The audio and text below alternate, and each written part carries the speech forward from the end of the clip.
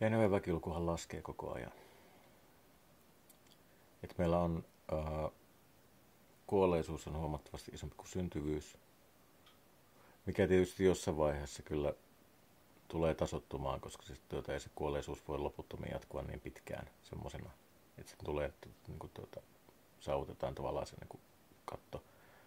Mutta toinen on myös, että meillä on myös muuttotappiota. Tuossa oli pari vuotta sitten oli välissä, jolloin oli niin muuttovoittoa peräti 24, mutta mikä oli niin ihan positiivinen merkki, mutta silti väkiluku laskee. Ja täällä tietysti yritetään kovasti miettiä tapoja, miten tämä kehitys saataisiin niin muutettua.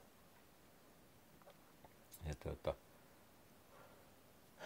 musta olisi kauhean mukava sanoa, että mulla olisi patenttiratkaisu tai miten tämä hoidetaan, mutta ei tietenkään ole. Mutta yksi semmoinen asia, minusta niin tärkeä asia tässä niin tätä asiaa käsiteltäessä muistaa on se, että kun puhutaan paljon siitä, että meidän pitäisi saada tänne lapsiperheitä, pitäisi saada uusia asukkaita, pitäisi saada uusia yrityksiä houkuteltuja tänne ja kaikkea muuta uutta niin kuin ulkopuolelta. Pitäisi saada matkailijoita käymään enemmän. Niin kun tehdään päätöksiä, niin muistetaan kuitenkin ennen kaikkea ne, jotka on jo täällä nyt. Asuu täällä, yrittää täällä, tekee työtä, tai on työttömänä, on sairaana, mitä tahansa. Ne, jotka on Heinävedellä, jotka on täällä, niistä meidän pitää ensisijaisesti pitää huoli. Eli koska jos puhutaan kunnan vetovoimasta, niin se on iso vetovoiman tekijä, että täällä on tyytyväisiä ja onnellisia asukkaita. Koska se on ihan turha tai huono lähteä mainostamaan semmoista kuntaa, josta sitten joku mainostaa, että täällä on hyvä elää. Sitten joku tulee tänne kahtomaan ja näkee, että eihän täällä ole ollenkaan hyvä elää. Tämä on se, että meillä on asukkaat on tyytyväisiä, ne kertoo sitä positiivista viestiä eteenpäin. Ja se on parasta mainosta meille.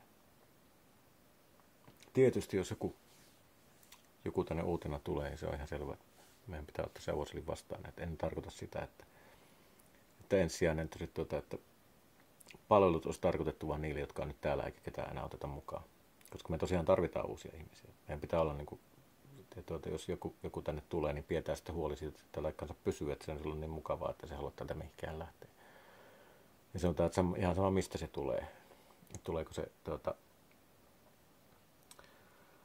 Tuleeko se Turusta vai Lapista vai Syyriasta vai kenties Kiinasta. Ihan sama. Täällä tarvitaan ihmisiä. Tämä paikka pysyy elinvoimaisena. Mutta silti se, että pidetään huolta niistä, jotka täällä on, ei niistä, jotka täällä mahdollisesti ehkä voisi olla.